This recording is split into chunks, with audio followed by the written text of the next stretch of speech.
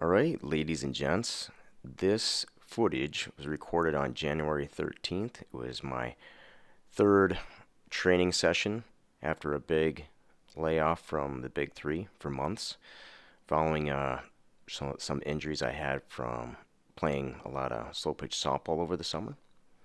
And we're just working back in, making adjustments. You see my warm-ups that I'm doing, and I'm definitely going to show you that because that's part of the deal with this channel that I've put out here. So it's a guy that had some pretty good success in powerlifting, still power builds, still likes to do other fun things, but you got to warm up.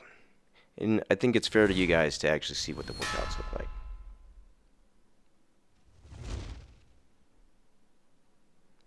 Alright, here we go. If you guys seen videos in the past, you know I use the car buffer. I think it's the best way to loosen up those little areas without dinking around, rolling around forever. I still foam roll sometimes, guys, but not forever. Alright, here we are, single leg squats to warm up before I'm going to do any squats.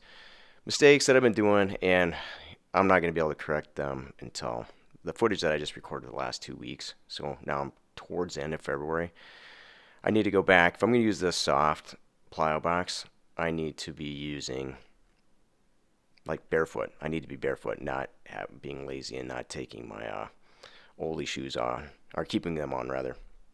So if you're going to use a soft Plyo Box like this, you need to take your shoes off, be barefoot. That's the best way to do it anyway, guys. And make sure your depth's good, that you're not bouncing too much. I'm bouncing a little bit, and I know it's fast, so it probably looks exaggerated, but still. Need to go barefoot, and that would be better even using the hard Plyo Box with Ollie shoes on. So warm up, do them right. I got to stop being lazy. That's one thing I noticed there, because it just doesn't work as well with having shoes on and bounce around, move around too much. It's not really the warm up that it should be. YTWs, a couple sets of that, warm those shoulders up, get them healthy. Doing a little bit more car buffer, warming up. Now, one thing you'll notice here, my layoff, my high bar squats are really high. So I went back to doing half field squats so I could get better at bracing again, using the belt, get my depth down. It's looking way better. One thing I noticed though is my safety squat bar, whether it's the asymmetry in like my upper back and traps, or it's just the pad breaking down over years of use, not only for myself but my clients, and everybody has different shoulder widths, upper backs, blah blah blah. Anyway, it's leaning towards the left, so I'm either going to have to replace the pads on this, or I am maybe possibly getting a Kabuki transformer bar.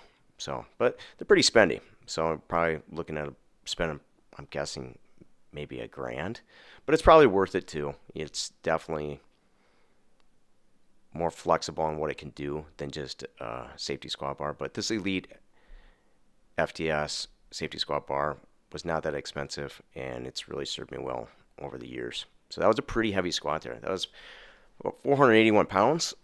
So my depth's gotten a little bit better since even then, for that being heavy. And I've actually done one set now, guys, over 500. So it's coming back, getting my strength back, getting used to bracing.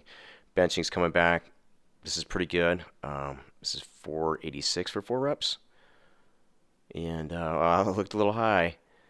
But in my peak form, I was doing 486 for probably 4 to 5 sets for 6 reps. So I got a little ways to go, you know. But you got to be careful. Shoulder's still a little sore from diving crap, little injuries over the summer. But anyway, getting back into it. That's the training footage, guys. Hope you enjoyed it, and I'll talk to you again very soon.